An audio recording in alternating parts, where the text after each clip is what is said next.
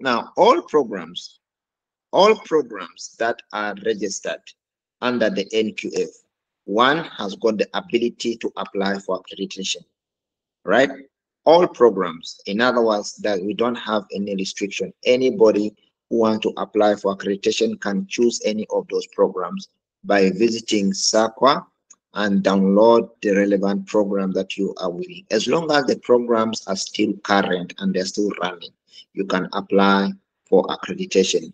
The other part are the programs that are aligned with the QCTO, the Quality Council for Trades and Occupations. All those programs that are under QCTO, you are eligible to apply for accreditation. All those programs that are under QCTO, you are eligible to apply for accreditation. Last week we did a survey and I showed you how one can literally maneuver on how to apply for provider accreditation. All right, how one can apply for provider accreditation.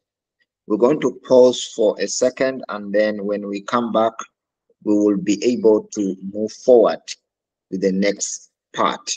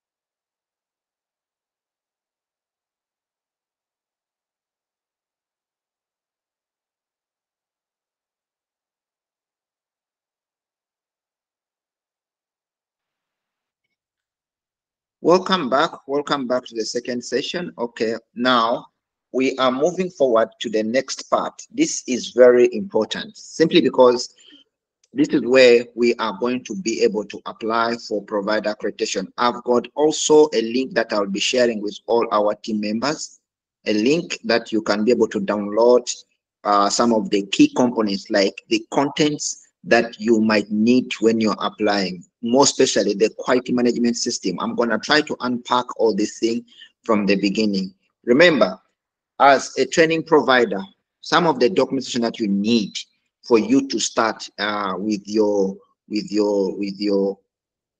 training academy. Number one, you need to be registered. Make sure that the company is registered. We have understood the environment of education and training already. You know the dynamics of education and training within South Africa and within SADC. Now the next step is for you to get registered. Make sure that the company is registered. Number two, that you have applied for the tax clearance certificate, or you've got a tax PIN. Make sure the tax PIN is available. Number three, make sure that you have developed an extensive business plan, a model for learning and development. How you intend to implement your training will be all recorded within your business plan. If you need support in terms of writing an appropriate business plan and how you want it to move forward successfully, please, you can contact us. We will be able to guide you and support you in that regard. You also need the most important document called the quality management system. Now, the QMS has got quite a number of tools and documents that are embedded within. Some of the tools that you will find within the QMS include, but not limited to, number one, your financial management policies. Right, you'll need to have an extensive management policy. That is your financial management policy. Number two, you'll need to have what is called the human resource management policy. That how are you going to manage staff members? How are you going to manage your assessors, facilitators, moderators, all people that are going to be working for you? You need to have a policy in place. Then you also need to have what is called the policies on assessment and moderation. So the entire QMS on assessment and moderation, you need to have that in place. So we shall be sharing with you also the samples of these QMS policies that you need to have, so that you can just rather customize and work through those QMS policies for your better, and easy access to your accreditation. So it becomes a little bit easy if you've got something available. Now, the other part that is very much important, after putting up the QMS is done, you need to have a premises. Where are you going to operate? Now, there are three scenarios. Number one, you might be a provider who is either going to run what is called in-house trainings, just soft skills programs. You want to upgrade workplace employees, you want to update them with the relevant information, and you want to reskill them. That is called in-house training. With the in-house training, it means you might be subscribing to the client's premises, and then you need to work with the client at their premises. You get what I'm saying? So it becomes easy in that case. In that case, you need to have what is called a written memorandum of understanding between existing clients that you might have, or someone that you are is a potential client. That is one part. Number two, you need to have what is called I've talked about the QMS, I've talked about the policies and stuff. Now we are looking at the premises. The other part of the training can happen also in maybe in hotels. You want to use hotel buildings, stuff like that, to run your trainings. Now that it means that you will need to get at least one or two places like conference centers where you can sign an MOU with those people. When you sign an MOU with them, they will give you some documentation that you can present as evidence that this is where your training is going to take place. Number three is the in-house training. Now, in your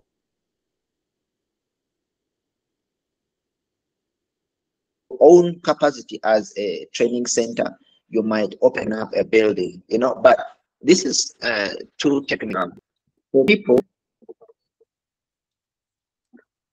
people who are training providers who want to establish a delivery center. A delivery center, it means someone who is literally sitting down at a given premises at a location, and you've got a facility where training is taking place. All right. So we've got those people.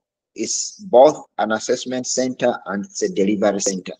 So if you're going to establish yourself in that sense, so it means you'll have to acquire premises and then set them up. In the premises, what the QCTO is looking for, that you have got administrative area where you are running your administration, and then classrooms where your contact and assessments will take place. So your contact session, your contact classes, like sort of the tables and the desks that you need to put in place. And then on the other part, you might need to have your filing, where you are doing your filing, and storage, where you are keeping the learners portfolios of evidences or evidences for examination or for assessment. Then the last part that they look at is the safety of the place, that does it comply with the health and safety, requirements. So they have a full policy that I'll also share with you, a full document that you need to prepare before you actually submit an application for accreditation, that you need to comply. So it means when you comply with health and safety, the fire extinguishers and all the fire radiants must all be serviced and current. You must have exit signs for exit, an assembly point in case of fire or anything. All the signages for health and safety must be in place. You must have the posters for labor terms and conditions of employment must be available, an evacuation plan. So I'll send you that checklist that you need to make sure that all the information that is required is available on site, that they are not going to say you do not have that. A lot of training providers just apply only to find that they do not meet the requirement. They have not looked at the checklist of the Quality Council, the QCTO. So when they come, they're actually using the same checklist to check that indeed you comply, because this is the document that they send you prior to a site visit. So you need to make sure that you are compliant before the site visit takes place. Otherwise, you are going to fail the site visit if you are not compliant. Sometimes they can give you time to amend if there's one or two small things that are required. But if you find that literally the building is not habitable, or you cannot have students in that kind of environment, then it means they will fail you and you cannot be accredited or approved for that for that application. Then the other part that they will look at, number 3 of those documentation that are so much critical, is the learning and development. You need to have the learning material in place. Now I'll talk about the learning material in the last quarter, and that will be tomorrow night. I'll talk about that tomorrow in terms of learning material. So please do not hesitate to watch our video for tomorrow that is coming out tomorrow. Specifically, is pointing out the loopholes and how you can manage and move around learning materials. A lot of training providers just want to apply, but only to find that the material that you are going to present, you have no idea about what is material, and the preparation of that material, you are not part of it, so you do not know. An evaluator or an inspector from the QCTO might want to test whether you know the content, and then they will ask you 1 or 2 modules to be presented on that very day, only to find that you do not have that. A material must comprise of all the components required for a proper learning material. They must have a facilitation tool, that's a guideline, and the tools that you use. There must be a learner guide or learner manual where learners get the content from, with the tools. When I talk about the tools, those are the instruments that the learners will use to understand and demonstrate their abilities. Remember, the QCTO material is in 3 categories. In other words, you have got the knowledge component, the practical component, and the workplace component, experiential component. So all these must be met. All right, all that must be met. Now I will discuss this in terms of how to unpack it tomorrow, when we go into how to design and develop learning materials for your academic year or for your learners. Then the last part, they will have to look at the assessments, on how have you structured your assessment, if they are meeting the assessment specifications. Remember, when QCTO design and produce a qualification, it will come with two documents. Number one, the curriculum document, and number two, the assessment specifications. That is the weight on how you must assess the individual modules.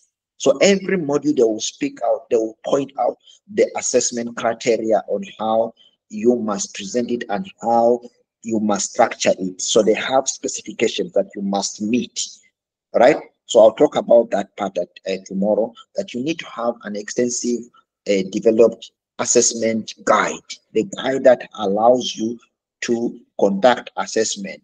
And then the rollout plan will be implemented through what is called the alignment strategy or alignment matrix. So you need to have that document for alignment matrix, which allows you to align the learner up to the exit part, that the learner is going to attend module 1. Where will they find module 1? As a training provider, you find module 1. It is presented maybe in this manual. Which page number is it?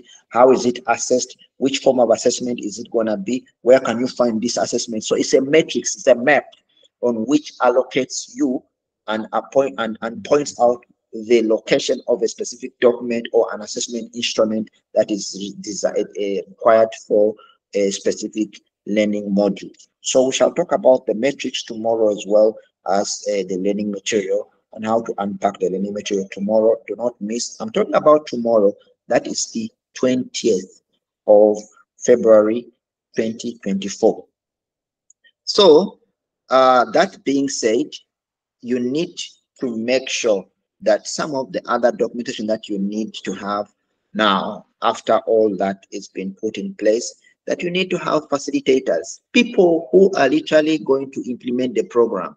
You cannot run a program by yourself. You cannot be the marketing manager, the HR, everybody. You are all a jack of all trades. Everything is in you. You cannot. That's not a business, right? You need to appoint specific people, either on temporary or through agreement or through what we call volunteer work. You know, you can appoint people to volunteer, but with the promise maybe that you're gonna put them into the mainstream business once it starts. So you must come up with so many strategies.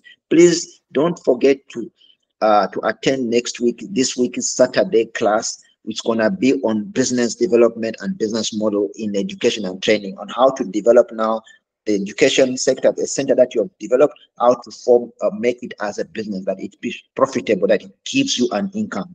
A lot of people are running businesses in training, and they are only waiting for, you know, tenders, requests for quotations to train 20 people, 30 people, only to find that it's not sustainable. So you need to build a sustainable business, that indeed that the training academy is going to sustain you and it's going to sustain itself, not only you but itself. Remember, you benefit from the business that is stable. If it's unstable, the business is going to reap everything out of your pocket. It's going to become a liability for you to manage and run. So the best way is to run it as a business. If it's not a business, then there's no way it will ever work in your own interest.